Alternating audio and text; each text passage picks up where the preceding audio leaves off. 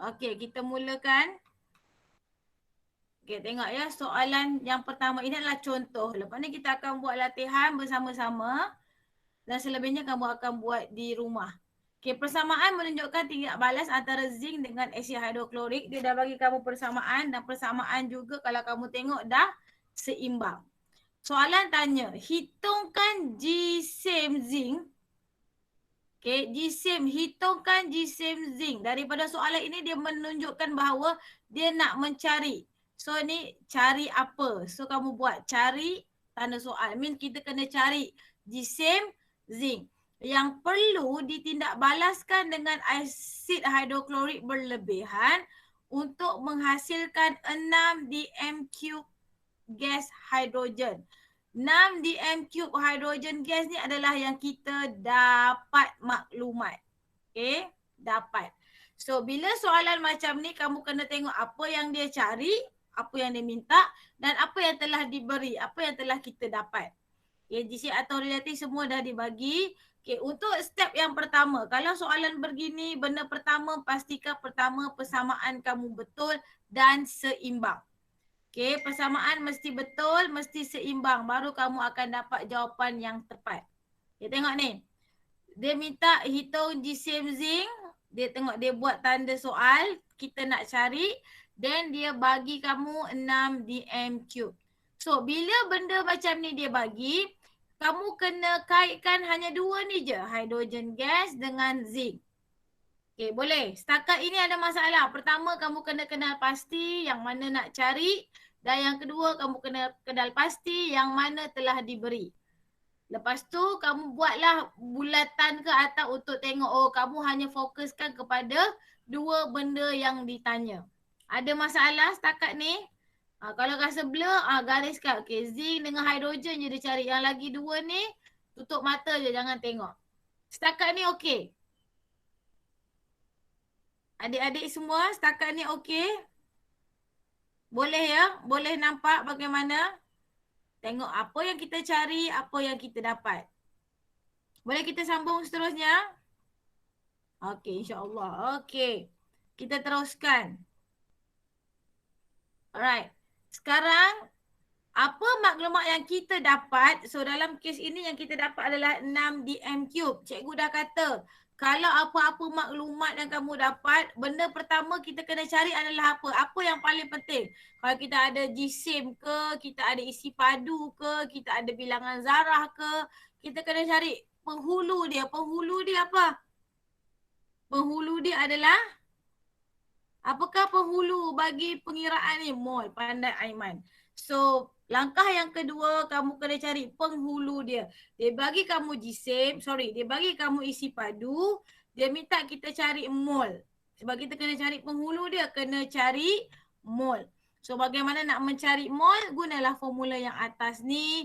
Daripada isi padu, nak cari mol. Tengok dia kata apa? Dalam keadaan suhu bilik 24. Dia dah bagi dah. So, kamu kena bahagikan dengan 24 dm³ per mol. Dapatlah 0.25 mol. Ini baru langkah yang kedua. Cari mol.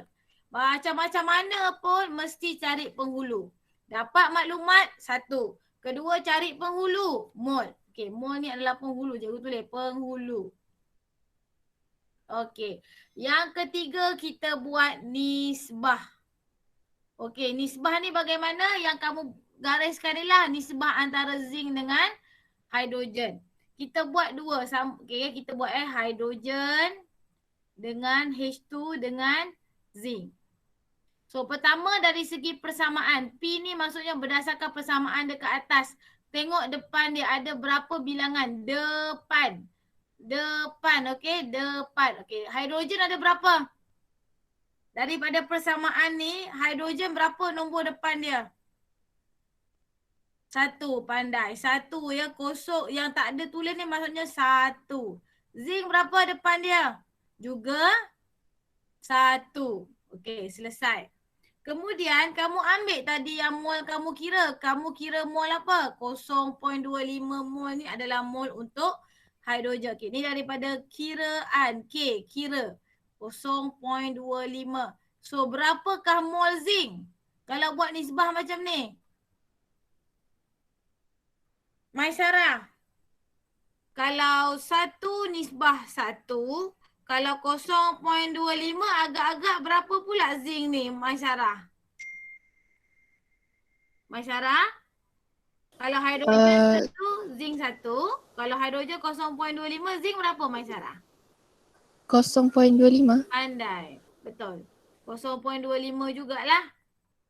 Kan? Kalau 1, 0.25, 0.25. Kalau syuhada, nisbah dia syuhada. So, kalau Maisarah, nisbah dia pun Maisarah. Kalau syuhada, nisbah dia kena syuhada. Maisarah pun kena Maisarah. Faham? Okey. Ni buat macam matematik lah ni. Okey. Ni baru langkah yang ketiga. Langkah yang keempat. Kita dah dapat. Kamu bulatkan yang kita nak cari ni. Kita nak cari mol zinc. Okey. Lepas tu soalan kita dah dapat mol zinc. Sekarang ni dia minta apa tadi? GSIM. Betul? Soalan minta GSIM last kali ni. So GSIM adalah bagaimana nak cari GSIM? Kita dah ada mol. Kamu nak cari GSIM zinc. Kita darab dengan GSIM relatif. So 0.25 mol kan, mol darab dengan GSIM relatif zinc, dia dah bagi dekat atas. Zinc adalah 65. So jawapan dia adalah 16.25 gram. Inilah jawapan akhir GSIM zinc. Ada masalah? Setakat ni okey? So yang pertama, tulis persamaan, balance kan. Kedua, kita kena cari mol apa yang kita dah dapat. Yang ketiga, kena buat ratio. Yang keempat, barulah kita cari apa yang kita nak. Alright, tak apa. Kita mulakan dengan soalan yang pertama. Buka muka surat seterusnya. Muka surat 46. Cikgu buat dulu satu contoh. Okay, cikgu buat satu contoh. Nanti soalan kedua kamu cuba buat yang lain. Alright, okay, soalan yang pertama. Ini soalan yang pertama ya. Soalan yang pertama. Okey, persamaan berikut menunjukkan tilak balas antara kalium dengan oksigen. Okey. Hitungkan jisim kalium. Hitungkan jisim kalium yang diperlukan untuk menghasilkan 23.5 gram kalium oksida. So inilah kalium oksida, okey. So daripada soalan itu, yang mana yang kamu nak kena cari, yang mana yang kamu dah dapat? Ken? Oh Ken, yang mana kamu nak cari, yang mana kamu dah dapat Ken? Cikgu nak tengok kamu kenal atau tidak berdasarkan soalan.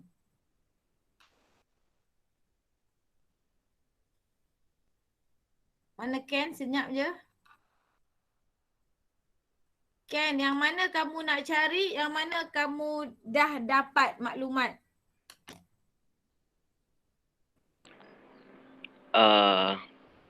Nak cari.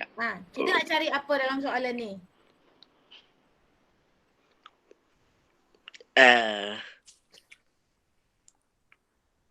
Hitung jisim kalium yang diperlukan untuk hasilkan 23.5 gram kalium oksida. So yang kita nak cari adalah apa Ken?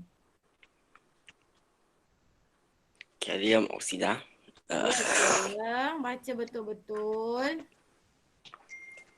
Kita nak cari adalah ni, hitungkan jisim kalium ni. Okey, ini yang kita nak cari. Okey, yang lain catat, ini nak cari yang 25 gram kalium oksida ni yang kita dah dapat.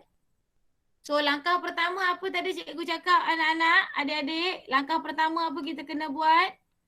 Zairik, what is the first step Zairik?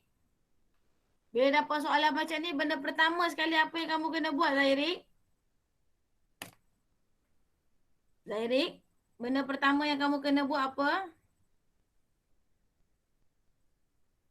Zairik, benda pertama yang kita kena buat apa Zairik?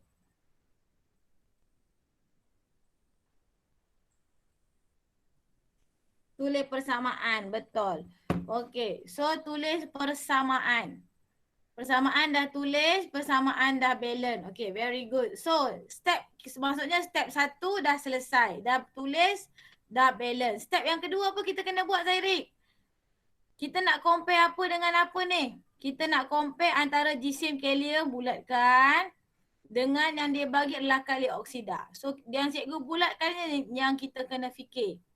So apa yang next step? Depan dah tulis persamaan, betul? Okey, seterusnya. Seterusnya, apakah kita kena buat, wahai Insyirah? Insyirah, apa kita kena buat? Kita Zaidik kata dah tulis persamaan. Okey, persamaan dah tulis, dah balance. Next, apa Insyirah? Pandai Insyirah. Cari mol apa Insyirah? Mol apa kita nak cari Insyirah? Yang mana satu ni? Yang cikgu bulat ni, kalium ke kalium oksida Insyirah? Ada dua ni. Kalium ke kalium oksida?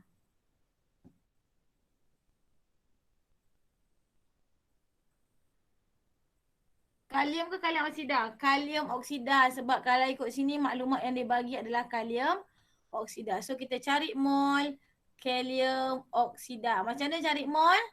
Mol adalah mol bersamaan dengan jisim bahagi dengan molar jisim. Jisim molar. So isilah jisim adalah 23.5 gram. Jisim molar bagi K2O berapa?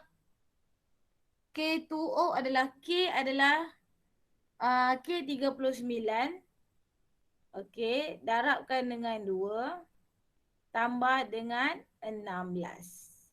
Okay, so cikgu dah tulis siap-siap dan kita akan dapat 0.25 mol. Okay, lepas kita dah dapat mol, apa kita kena buat? Okay, lepas Insyirah kita pergi kepada Edrisa.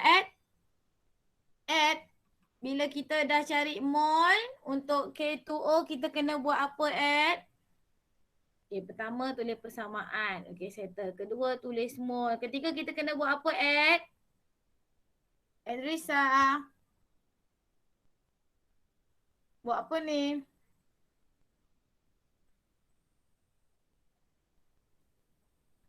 Edrisa, kita kena buat apa ni?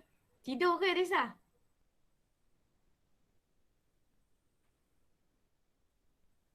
Edrisa? Senyaplah pula Edrisa ni. Siapa lagi? Aiman Imran. Arash. Mana Arash? Kita kena buat apa, Arash?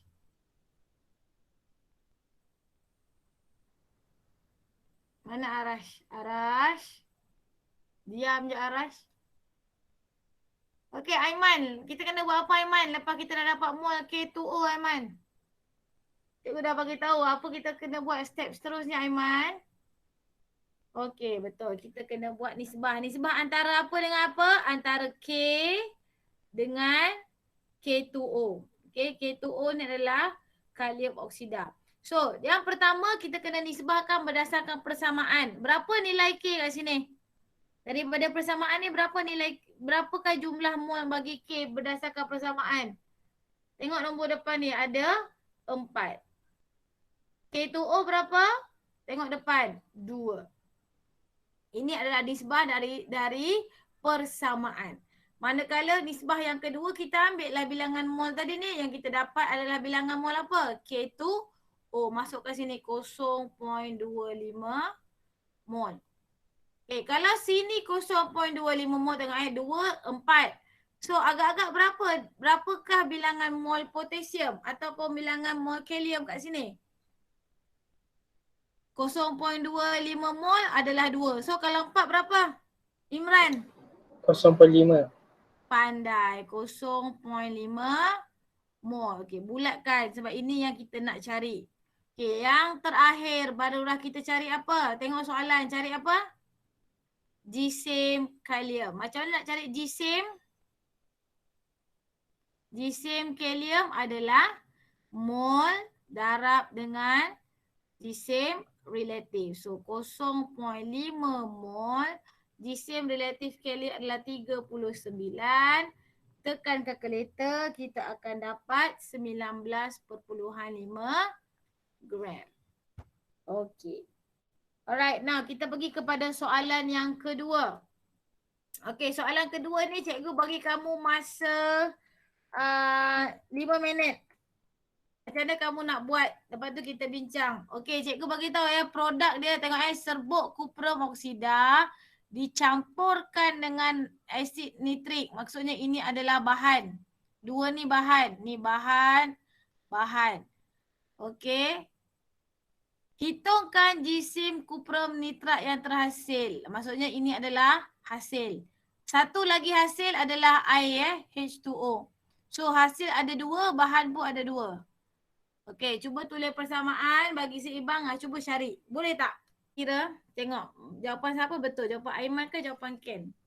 Alright, so dia kata 8 gram serbuk karium oksida dicampurkan kepada asid nitrik yang berlebihan. So dia dah bagi maklumat kat sini adalah jisim bagi kuprum 2 oksida dan dihangatkan. Hitung jisim kuprum 2 nitrat yang terhasil. So benda pertama sila tulis persamaan kimia. So kuprum 2 oksida bertindak balas dengan nitrik acid, cair ke pekat ke tak ada masalah, tak mengganggu persamaan. Hasilnya adalah kuprum 2 nitrat. Okey, kuprum 2 nitrat. Dan cikgu kata satu lagi adalah air. Okey. Setelah kamu menulis persamaan, yang kamu kena buat adalah pastikan persamaan ini seimbang. Kalau kamu tengok sini nitrik ada 2. So kita kena letak 2 nitrik dekat sini. Bila nitrik dah 2, H pun 2. So tengok H2. Okey, should be okey lah. O1, Cu1, Cu1. So persamaan dah betul dan dah seimbang. Okey, yang kedua. Yang kita dapat adalah, dia minta kita dapat adalah 8 gram kuprum 2 oksida. Okey, tulis 8 gram kuprum 2 oksida. Yang kita nak cari adalah kuprum 2 nitrat. Okey, buat arrow macam ni. Macam ni. Sebab kita nak tahu, kita nak cari kuprum 2 nitrat. Okey, langkah yang kedua apa kita kena buat guys? Maisarah, apa kita kena buat Maisarah? Cikgu dah tulis persamaan kimia, dah seimbang dan kita buat garis untuk cari apa yang kita ada, apa yang kita nak cari. So Maisarah, step yang kedua apa Maisarah? Cari mol. Pandai. Mol apa Maisarah? Mol kuprum oksida. Oh pandai, very good. Okay. Yang kedua kita cari mol kuprum 2 oksida. Kita dah ada mass. Okay, mol sama dengan jisim bahagi jisim relatif. So 8 gram jisim relatif kuprum 2 oksida adalah 64 kuprum 16 oksigen. So kita akan dapat berapa? 0.1 mol. Okey, langkah yang ketiga. Seterusnya Atlia, apa kita kena buat Atlia? Langkah yang ketiga. Atlia, langkah yang ketiga apa kita kena buat? Bandingkan dia. Bandingkan. Okey, very good. So kita bandingkan antara kuprum oksida versus kuprum 2 nitrat.